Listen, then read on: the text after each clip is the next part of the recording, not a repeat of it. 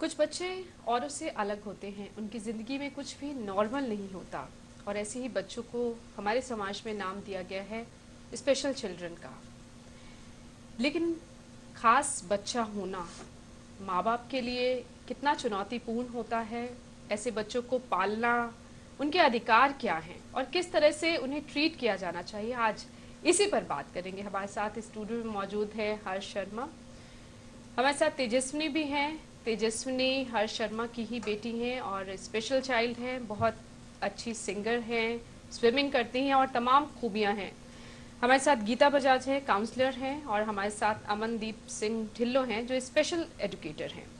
सबसे पहले तो हर्ष, जब आपको तेजस्विनी का पता चला कि खास बच्चा है ये, उसके बाद आपने इसे पालना पोसना किस तरह से लिया, इस चैलेंज को आपने? देखिए, जब तेजस्विनी का पता चला कि ये स्पेशल बच्चा है, सम प्रॉब्लम्स की वजह से नॉर्मल हुई थी ये।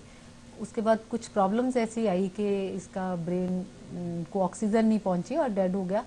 तो एक बार तो बहुत ज़्यादा शॉक लगा।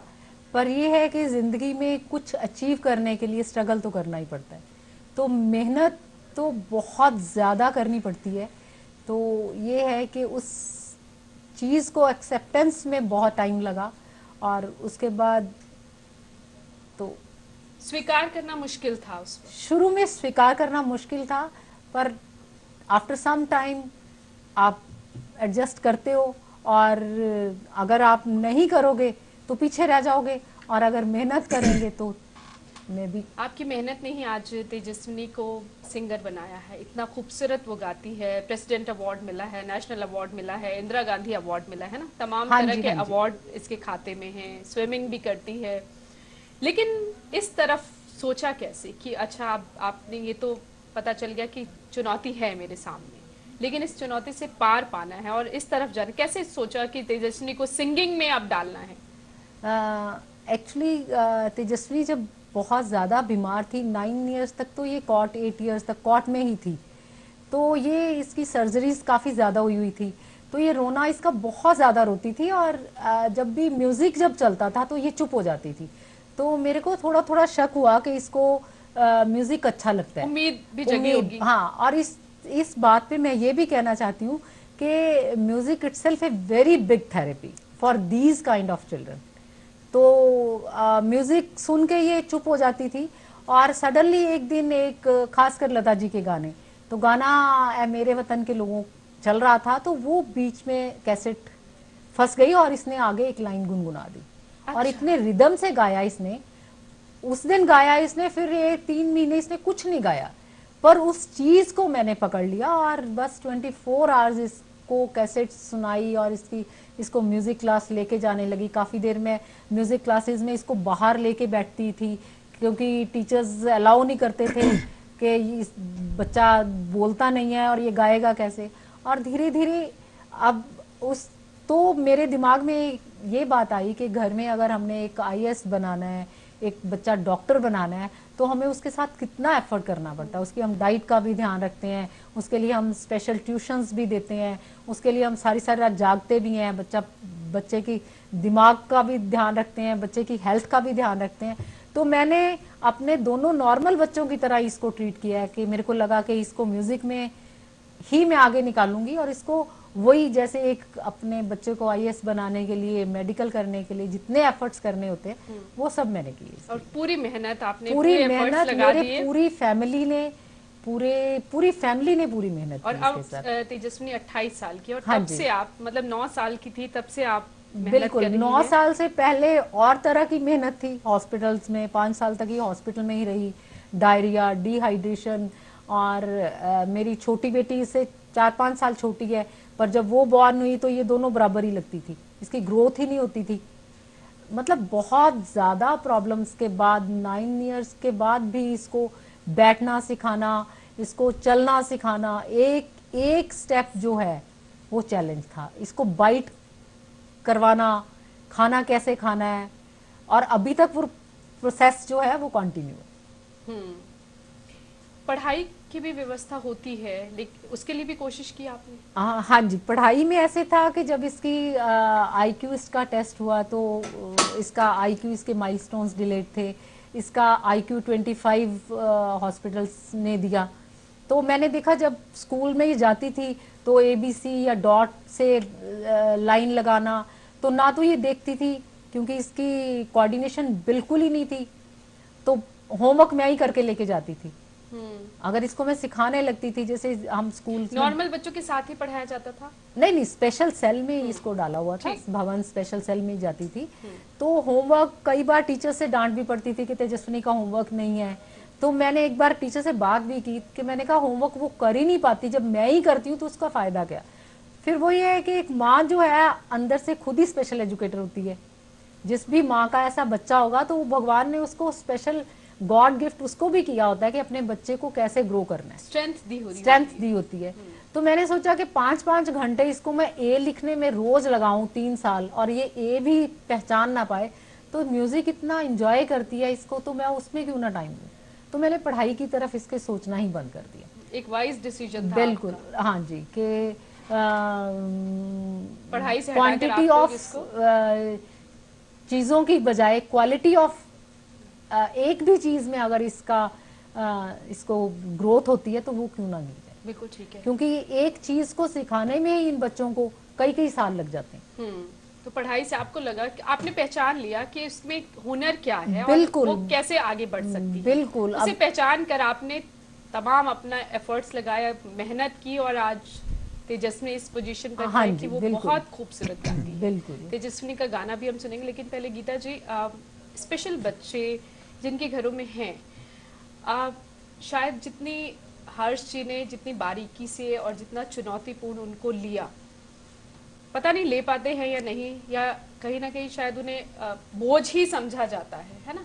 आप भी डील कर रही हैं ऐसे बच्चों के साथ, शायद ऐसे ही वाकये सामने आते होंगे। या यही वाकये सामने आते हैं, लेकिन कई पेरेंट्स बहुत ही अच्छी तरह बच्चों को डील करते हैं। But you know we have every kind of a parents, सब तरह के हैं। And the main thing is, जब तक एक्सेप्टेंस नहीं होती तब तक बिल्कुल भी इम्प्रूवमेंट नहीं होती। जिस दिन पेरेंट एक्सेप्ट कर लेते हैं कि यस हमारे बच्चे में कुछ प्रॉब्लम है, IQ लो है, our child it's a differently abled child, उसी दिन से उस बच्चे में इम्प्रूवमेंट शुरू हो जाती है। एंड डेफिनेटली इस चैलेंज की अगर मेहनत की जाए तो ये बच्चे बहुत कुछ कर सकते हैं। किस तरह से आप डील करती हैं ऐसे बच्चों को? आपके पास आते हैं स्कूल हम लोग बहुत प्यार से भी डील करते हैं। कई बार कोई बच्चा ऐसा होता है जिसको just we need to give them a shocking treatment, डांटते भी हैं, ऐसी बात नहीं है, just for the benefit of child, कि उसका बिहेवियर इम्प्रूव हो जाए। कई बार पेरेंट्स उसको सिर्फ ये देख लेते हैं कि नहीं ये बच्चा नॉर्मल नहीं है, जो ये कर रहा है इसको करने दीजिए। वो बिल्कुल भी उस बच्चे को रोकते नहीं है। उनको भी डर लगता है कि नहीं अभी रोएगा, ये ऐसे करेगा। क्या ये ठीक है? नो, ये बिल्कुल ठीक नहीं है। हम यही पेरेंट्स को काउंसिल करते हैं कि आप प्लीज इन बच्चों को नॉर्मल बच्चों की तरह ट्रीट करिए। कोशिश करिए, अगर हम नॉर्मल बच्चों के साथ, छोटे बच्चे के साथ शुरू से उसको खिलाना सिखाते हैं, सब कुछ सिखाते हैं, तो इन बच्चों को भी एटलीस्ट कोशिश जरूर करनी चाहिए। जैसे अगर हम कोशिश करते हैं, बहुत वक्त लगा, लेकिन करते हैं, हर बच्चा सीखता है।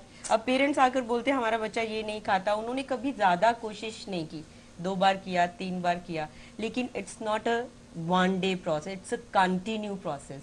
लगातार हमें उस बच्चे के साथ, अगर नॉर्मल बच्चे को उस चीज को सीखने में 1 वीक लगता है, इन बच्चों को हो सकता है 1 ईयर लगे, 2 इयर्स लगे, लेकिन टाइम पे ये बच्चे करते हैं। वो बात हर्ष ने बताई कि लेसेस शूज के बांधने में 5 साल लगा दिए, 4 साल लगा दिए। अभी तक हमारे पास कुछ बच्चे हैं 21 years old, 22, जो अभी भी शू लेसेस नहीं कर पाते, लेकिन आप उनकी कैपेबिलिटी तब भी उन्हें सिखा रही हैं। सिखाना नहीं छोड़ना है, नहीं सिखाना नहीं छोड़ना है, कहीं ना कहीं तो उसमें गीता मैं ये भी कहना चाहती हूँ कि सीख नहीं सकते, nothing is impossible. This is what I am saying कि उसको ये है कि मेहनत बहुत करनी पड़ती है, लगातार you have to do again and again and again. वो पेरेंट्स में भी पेशेंस नहीं है, पेशेंस नहीं है। जिस घर में सर्वेंट्स हैं या कुछ हैं, वो उनको लगता है कि मॉर्निंग में स्कूल तैयार करने के लिए हमें 1 घंटा लगेगा, उनको लगता है अगर 10 मिनट्स में जल्दी से शू लेस किए, बच्चों को ड्रेसअप करा तो ठीक है, इट्स ओके।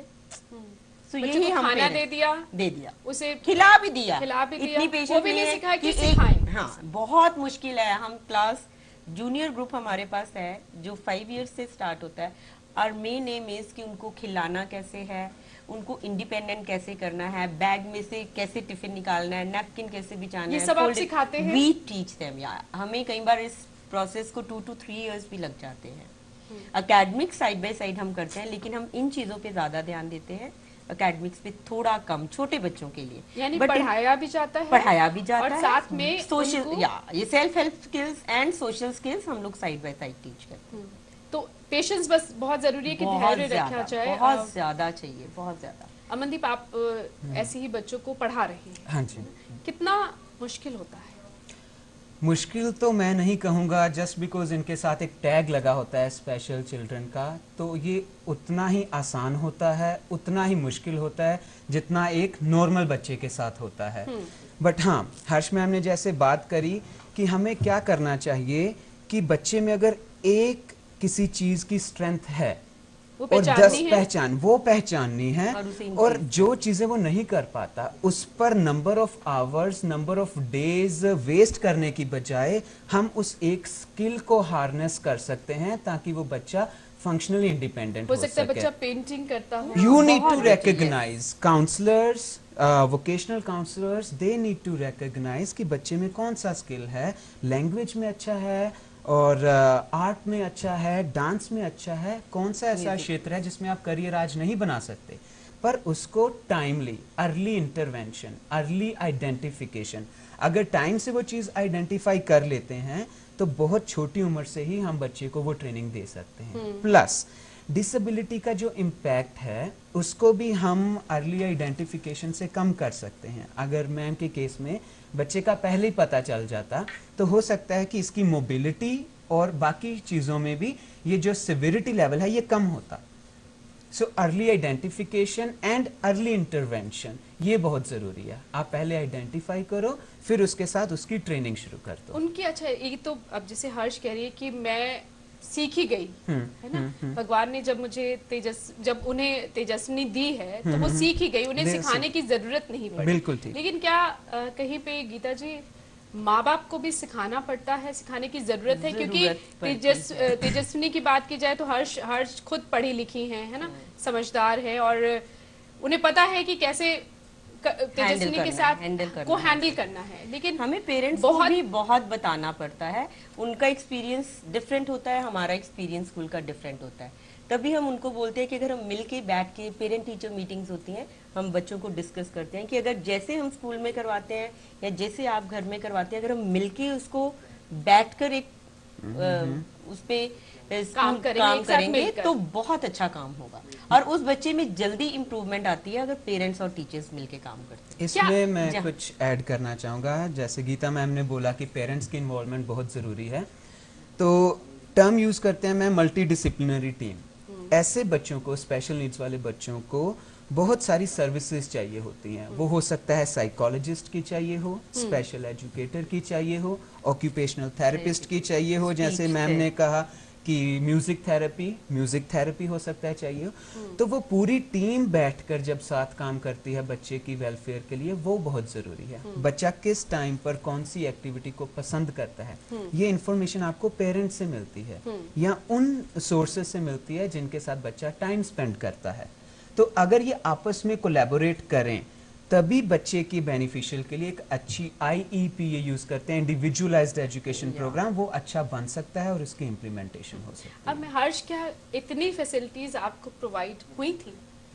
नहीं, इतनी फैसिलिटीज तो कहीं भी प्रोवाइड मेरे ख्याल में नहीं अगले होती। अगले होना 50 सालों चाहिए, तक पर क्या हिंदुस्तान हो में रहा नहीं है? हो सकता। हिंदुस्तान में मेरे ख्याल में होंगी भी नहीं। अब जैसे कि इतनी ज्यादा, अगर हर बच्चे की इंडिविजुअल नीड है, इंडिविजुअल उसका एक सेटअप है। अब अगर आप एक स्पेसिफिक बच्चे जो स्कूल में आते हैं, बच्चों को ब्रश करना नहीं आता, बच्चों को एक बाइट तोड़ के मुंह में डालनी नहीं आती, और पेरेंट्स आके डिमांड, मैंने देखा पेरेंट्स कहेंगे जी इसको ABCD सिखा दो। तो क्या जरूरी है बच्चे के लिए? तो ये चीजें जो है, ये एक जिसको कहते हैं ना, एक काउंसलिंग भी कर दो ना पेरेंट्स की, तो भी वो इस बात को मानने को तैयार नहीं। उनको ये है कि चेक साइन करने आने चाहिए बच्चे। एंड हमें एक प्लेटफॉर्म पर इतनी फैसिलिटीज कभी नहीं मिलती, बट फिर भी जैसे हमारा भवन स्कूल है, हम बहुत ट्राई करते हैं डेली इनका गेम्स पीरियड होता है, we give them yoga therapy also, we give them speech therapy also, but daily एक बच्चे को वो चीज मिलनी इट्स बहुत मुश्किल है।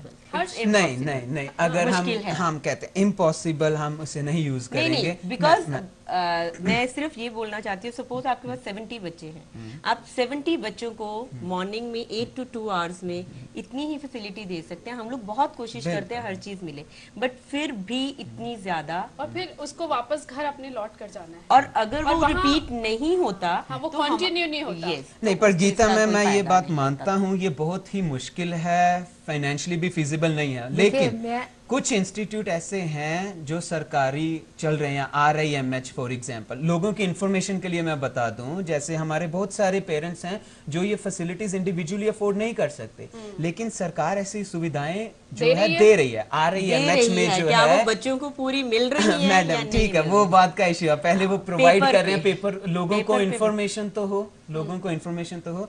RIMH में काफी सारे जो हैं, एक ऑक्यूपेशनल थेरेपिस्ट से लेकर स्पीच थेरेपिस्ट, क्लिनिकल साइकोलॉजिस्ट और योगा थेरेपिस्ट, म्यूजिक थेरेपिस्ट, ये हैं। ये उन लोगों की इंफॉर्मेशन के लिए है कि अगर आपके घर में कोई बच्चा है तो all facilities are provided under one One roof, roof. आप वहां जाकर कर सकते हैं। हाँ, वो RIMH क्वालिटी, RIMH का फुल फॉर्म ये है regional institute for mentally handicapped, sector 31 Chandigarh में है। ये चंडीगढ़ में है। है। और कहाँ कहाँ इनकी इंस्टीट्यूट है? इंस्टीट्यूट ये तो रीजनल इंस्टीट्यूट है, लेकिन ये पंजाब, हरियाणा, हिमाचल और जम्मू कश्मीर के बच्चों को केटर कर रहा है। इसमें रेजिडेंशियल फैसिलिटीज भी हैं। अगर फैसिलिटीज कुछ नहीं भी मिलती, लेकिन हम इनसे परामर्श या सलाह तो ले सकते हैं, सो दैट कि हम उसे घर पर वो चीज़ प्रोवाइड करवा सकें। और चार्जेस इतने नॉमिनल हैं कि बहुत सारे लोग जो ये चीज़ अफोर्ड नहीं कर सकते, उनको मैम पर जिन फैसिलिटीज बच्चों का बॉर्डर लाइन केस है या जो बच्चों का IQ लेवल अच्छा है, वो बच्चे पेरेंट्स एक्चुअली चाहते हैं कि इन बच्चों का प्रॉपर एकेडमिक्स भी हो, प्रॉपर ये भी हो, सो वो गवर्नमेंट स्कूल जहाँ उन्हें ज्यादा में उम्मीद नहीं नजर आ डालना रही है। चाहते, जो अफोर्ड कर सकते हैं। उनका यही साइट बना हुआ है कि नहीं, हम इन बच्चों को ये फैसिलिटी भी दें, एनवायरनमेंट भी अच्छा दें, ये भी अच्छा होना चाहिए, ये भी नेचुरली जो अफोर्ड कर सकता है वो यहाँ भी कैटेगराइज है ना सारा Categorize, कुछ, yes, everything. कि आपका बच्चा किस लेवल पर खड़ा एक है। नॉर्मल बच्चे को कोई एक गवर्नमेंट स्कूल में पढ़ रहा है तो एक कोई बहुत अच्छे कॉन्वेंट स्कूल में पढ़ रहा है, सेम विद यहाँ पर हाँ, ये कैटेगराइजेशन की बात आ गई। मैम कह रहे हैं border line case. Border line को जैसे हम मेडिकल लैंग्वेज में डिफाइन किया हुआ है कि अगर आपका IQ 70 से कम आता है तो आपको इंटेलेक्चुअली डिसेबल या मंद बुद्धि जो है उसका सर्टिफिकेट दिया जाता है। और मैम यहाँ पर बिल्कुल ठीक है, हर पेरेंट्स की कोशिश होती है कि बच्चा नॉर्मल स्कूल में जाए, और this is what we also recommend कि जो बॉर्डर लाइन केसेस हैं, rather we recommend inclusive education, कि हर बच्चे को अपॉर्चुनिटी मिले कि वो नॉर्मल बच्चों के साथ पढ़ सके। क्योंकि हम सिर्फ टीचर के पढ़ाने के द्वारा ही नहीं पढ़ते, हम बच्चे जो हैं वो देखकर दूसरों का बिहेवियर उससे भी सीखते हैं। तो जैसा आप मॉडल बिहेवियर प्रोवाइड करोगे, बच्चा उससे सीखेगा। स्पेशल स्कूल में बॉर्डर लाइन केसेस के साथ समस्या क्या आती है, वहां पर सीवियर बच्चे होते हैं, वो उनका बिहेवियर जब वो देखते हैं, टेंट्रम्स या दूसरा नेगेटिव बिहेवियर वो देखते हैं, तो उसको फॉलो करते हैं। तो हमें चाहिए बच्चों को अगर नॉर्मल स्कूल में एडमिशन मिले तो वो अच्छा बिहेवियर मॉडल जो है उसको देखकर उसी को फॉलो करें। But I disagree with this thing. मेरे पास इतने केसेस इस चीज के स्कूल में आए हैं कि पेरेंट्स ने गवर्नमेंट स्कूल से बच्चे निकाल के हमारे पास लेके आए, बिकॉज वहां पर वो एक्सेप्ट ही नहीं करते हैं दूसरे नॉर्मल बच्चे तो को। फिर ये उन बच्चों का कॉन्फिडेंस लेवल ये इतना डाउन चला जाता गड़बड़ी वो देने वालों की देने है ना, वाले। वो दे नहीं रहे कि जिस तरह का Yes. ट्रीटमेंट उन्हें देना चाहिए, उस वो तरह से नहीं दे मिल रहे रहा हैं ना। उस तरह का। वो वजह, हालांकि Inclusive बनता तो education है। है, पेपर्स पे बहुत कुछ है, लेकिन अदरवाइज अगर हम प्रैक्टिकली देखें तो वो वैसे नहीं चल रहा है। तो वेरी मैम, सॉरी टू से, बिकॉज मेरे पास गवर्नमेंट स्कूल्स के ही बच्चे इतने आते हैं, पर वो लेट हो जाते हैं। हमारे पास भी इतना टाइम नहीं होता कि हम उनको इतनी एज तक रखें, पर एक्चुअली वो बच्चे 12, लेकिन 13, ये 14 अधिकार है जो RTE के तहत निशक्त या अशक्त जो बच्चे हैं उनकी फ्री एजुकेशन की फैसिलिटी है गवर्नमेंट स्कूल्स में। Government सही school, हूँ? it's a very nominal, yeah, it's kind of a free kind of education. I think it's a 50 rupee fee and the bus charges नहीं, are उनके लिए also free 50. है, उनके लिए फ्री है और उन्हें एडमिशन मिल सकता है। एडमिशन कोई भी स्कूल स्कूल में बच्चे मिल की सकता है, डिसेबिलिटी को मना लेकर नहीं उसे कर सकता। एडमिशन के लिए डिनाई नहीं नहीं कर कर सकता। और प्राविधान है कि सरकार कुछ बच्चों के लिए, जैसे आने जाने के लिए, फॉर एग्जांपल विजुअली इम्पेयर्ड के लिए कुछ राशि देती है उनके आने जाने के लिए, रीडर्स अलाउंस भी मिलता है। पर समस्या यही है कि ये जानकारी उन पेरेंट्स तक पहुंचे कैसे, उनको पता ही नहीं है। और अगर उनको पता है तो एक डिपार्टमेंट से लेकर आपको सर्टिफिकेट बनाने के लिए डिपार्टमेंट ऑफ सोशल वेलफेयर से फॉर्म मिलता है, वो फॉर्म लेकर आप डिपार्टमेंट हॉस्पिटल जाते हैं, हॉस्पिटल कहता है कि बोर्ड इस दिन बैठेगा, इस दिन नहीं। तो इस चक्कर में 80 से 90% लोग जिनकी वो जाते ही हाँ नहीं मासिक आय बहुत ही कम है, वो जो फिर बेचारे हार जाते हैं, दिहाड़ीदार है, रोज की दिहाड़ीदार हैं। कमाई कर रहे हैं और रोज का खा रहे हैं, उनके लिए कितना मुश्किल है है। कि और अपने बच्चे के अधिकार के लिए भी लड़ना, जो उसे मिले तो हुए हैं लेकिन खामियां बहुत हैं कि उन्हें हासिल इस करना। मामले में हमारी RIMH ने बहुत हेल्प की है हमारे बच्चों के डिसेबिलिटी सर्टिफिकेट्स बनवाने में, रेलवे कंसेशन फॉर्म्स बनवाने में, क्योंकि मैं अपने गीता जी बच्चों का करवाकर कितनी अवेयरनेस है अब, जैसे अमनदीप बता रहे, कितनी अवेयरनेस है, कितना प्रचार किया जा रहा है कि हाँ चंडीगढ़ में के 31 सेक्टर में ये वाला इंस्टीट्यूट है, यहाँ पर बच्चे अगर पंजाब, हरियाणा, हिमाचल या नॉर्थ में ऐसे बच्चे हैं तो यहाँ पहुंचे और ये फैसिलिटीज हैं। कितना प्रचार हो रहा है? आई थिंक बहुत कम है, बहुत कम। मैं मैम से सहमत हूँ। ट्राई तो वो बहुत करते हैं बट आई थिंक बहुत कम है। और शायद इसी वजह से उसका फायदा लोगों को नहीं मिल पा रहा। और क्या सिर्फ चंडीगढ़ जैसे एक शहर में सिर्फ एक इंस्टीट्यूट होना काफी है कि जहां आप नॉर्थ की पूरी पॉपुलेशन देखें, जहां बहुत सारे ऐसे स्पेशल चाइल्ड हैं जिन्हें शायद जरूरत है इन सुविधाओं की, लेकिन क्योंकि उन्हें पता ही नहीं है कि कहाँ जाया जाए, वो इससे वंचित रह जाते हैं। इसी चर्चा को आगे बढ़ाएंगे लेकिन छोटे से ब्रेक के बाद। कुछ बच्चे औरों से अलग होते हैं, उनकी जिंदगी में कुछ भी नॉर्मल नहीं होता और ऐसे ही बच्चों को हमारे समाज में नाम दिया गया है स्पेशल चिल्ड्रन का। इससे चैलेंज की अगर मेहनत की जाए तो ये बच्चे बहुत कुछ कर सकते किसी माँ बाप को ही ये उनके अच्छे कर्म है जिनके घर में ऐसे बच्चे हुए हैं। स्पेशल नीड्स वाले बच्चों को बहुत सारी सर्विसेज चाहिए होती हैं। वो हो सकता है साइकोलॉजिस्ट की चाहिए हो, स्पेशल एजुकेटर की चाहिए हो, ऑक्यूपेशनल थेरेपिस्ट की चाहिए हो, जैसे मैम ने कहा कि म्यूजिक थेरेपी। ये तो बने बनाए सेंट हमारे घर में आते हैं, ना इनको पैसे का पता, ना खाने का पता, ना किसी चीज का लालच है, तो इनके साथ मेहनत करना तो मैं तो प्राउड फील करती हूँ। गोविंद